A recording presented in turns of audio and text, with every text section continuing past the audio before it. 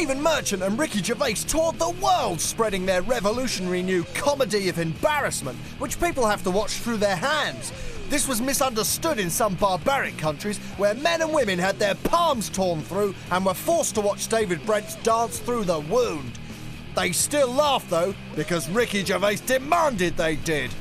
Welcome to Leicester Square, Stephen Merchant. Please welcome to Leicester Square, Steve Merchant!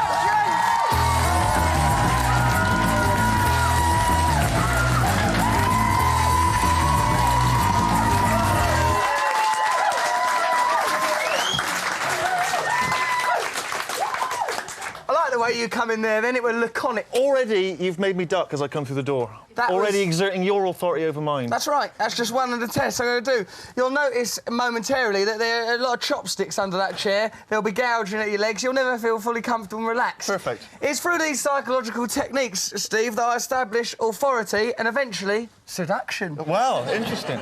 Now, Steve... On the telly, you look quite cool, but in real life, you look sort of preposterous. Right, I feel... That's an awful thing to say! I mean, it's good, it looks good. Preposterous! No, it looks good, but it's... What do you mean, preposterous? But it's the sort of the beehive thing. I mean, it's just bizarre. It's just a haircut! But how is that just a haircut? You can't even walk through a fucking door! Look at you! At least that's just genetics with me. You've designed it so you can't walk through doors. That, sir, is a halo of glorious follicular fire! No, it's just a mop of hair. No! A mop of stupid hair! It's not stupid, it's nice! It is! Don't you try and make me conform. Do you know what? To your rigid set of principles, Merchant. Would you have us live in a world where everyone were lolloping about all along with Ricky Gervais? What kind of world would that be? Can I tell you now, this is genuine, it is partly jealousy because... Good! No, let me explain, because I just couldn't make that look work. No, well, I'm struggling now. No, well... But the thing is, you You've obviously... ruined my confidence in it. But you obviously... It's a fucking farce, isn't it? I'm gonna go get a haircut. Haircut.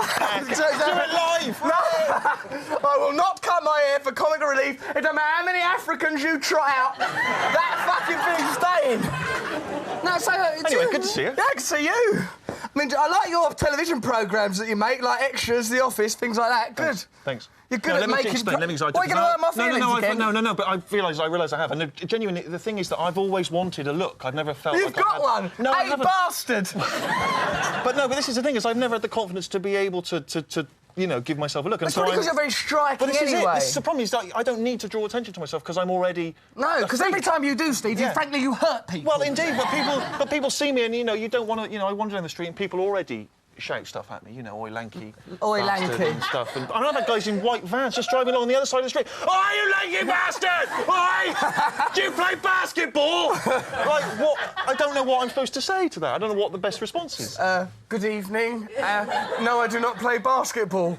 Enjoy your journey. So, well, again, I don't have the... Be incredibly courteous to rude people, I suppose, would be a way of... Are these people that recognise you from the telly? This is long before I was even on the telly, yeah. These are just people... Just shouting because people... You bastard! Yeah, no, really, because people feel like when you're tall, they feel like it's an achievement. Like, you know, if you wouldn't say that to a fat person, you wouldn't go, you fat bastard. Well, some people do. No, but really... You probably would. My feelings about my barnet coming out here, cutting me to ribbons. I bet them people in the vans, I bet before they went, oi, you're lanky, I bet, oi, you in your white van, you're probably racist, didn't you? You probably started it, Steve. Well, there was a guy, I was in a pub, I got locked out of my house, and there was a man who, I was just sat in the middle of the day having a drink, and this guy, I went out to the bar and ordered something, and this guy was pissed at the bar, and he just went, oh, that's a tall order.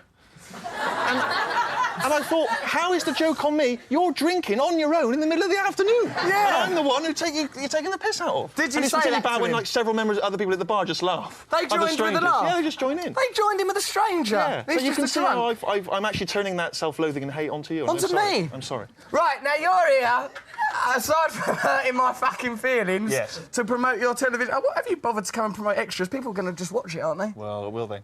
Yes! Oh, thanks. They like it. What is I want to reach the you know, the younger demographic, which is what we've got in here. These are the youth of today. Watch Extras, you bloody layabouts. Then if he feels happier inside, he won't come out hurting my fucking feelings. Let's have a look at a clip of Extras.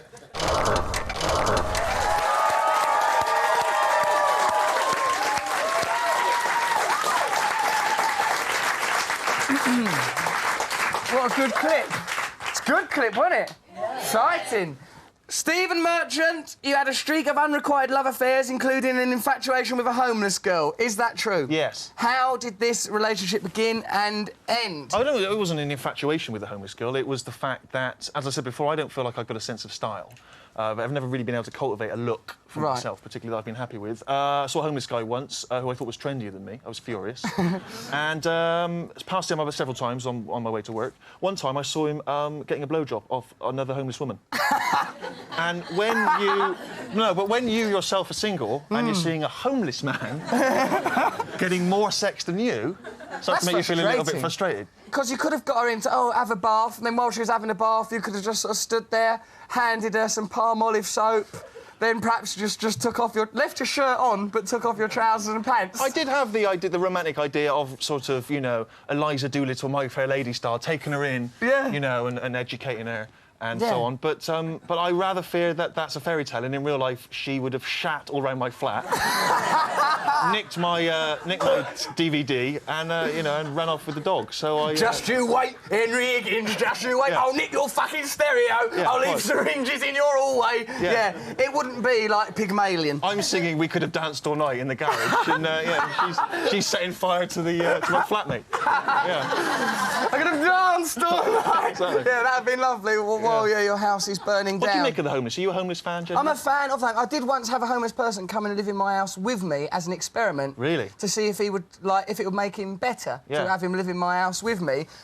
He said, after 3 days living with me, he said he would rather go back and live on the street than live with me. Honestly, he's meant to be staying for a week. He fucked off after 3 days. Well, this is the other thing. I think this was the concern as well, is if I did ask her if she wanted to, what if she rejected me? I don't think I could handle that kind of rejection from a homeless woman. Homeless woman. I know, I'd literally rather sleep in the fucking street than put up with you and your essential being. Yeah, so, no, it's best to stay away. Right, Stephen, it says here you don't like to... He says you're notoriously careful with your money. Does that mean you just, keep it in your pockets and that instead of going woohoo and skidding around, chopping and lopping it around? I don't like to give money to charity, generally. You know, I'm not a big charity giver. Why? I've never bought a copy of The Big Issue. The number of times I've pretended to be on the phone. OK, let's see some of your technique. Big Issue, sir. From Extras. Big Issue. Sorry. Big Issue. Sorry. I'm homeless. I'm sorry, I haven't got home. Yeah, no, I'm sorry. There's a homeless guy who's really fucking me off, so I'm going to have to... Sorry. I'll come round your house and wank you off. Rick, can I call you back? Good work. That rarely happens. Very rarely. Very rarely happens. But also, I don't, you know, I mean, again, this could be part of my problem, is that I don't, you know, if you invite a girl out to dinner, I don't see why she should feel an obligation to ask for a pudding. I don't see why she should feel that you've got to pay for a pudding. What? Well, no, I mean, let's say you've invited a girl out. Yeah. You've said, right, she's had a start, she's had a main course. The main course, but suddenly it's like, you're going to get dessert. I'm like, hang on, I never mentioned dessert. That's my prerogative, love. You know, I very much judge a lady by that. You know, you're rather presumptuous, I think, if you presume you're having a pudding. Yeah. I judge them on do they make the bed or not. If they make the bed, I think, well, I haven't got that far. Right, that was, you're still fucking around with an Arctic roll. Yeah. Well, I take them out to dinner. I don't just climb into their bedroom windows, tapping on the glass. It's Russell Brand off the telly. Do you want to do it? That is not my technique. Well, I'm a very sensitive and manipulative man. Yeah. Steve, I think we're going to have a commercial break now. Let's applaud Steve Merchant for being so brilliant. Steve, will you remain and offer advice to people for the rest of the show? I would love to do that. Steve's going to stay and offer advice. Later on this show, Michelle Collins, also the Zoo Oz will perform more. Stay with us. Who knows what Steve Merchant will do next? One Leicester Square. See you in a little while. Still to come.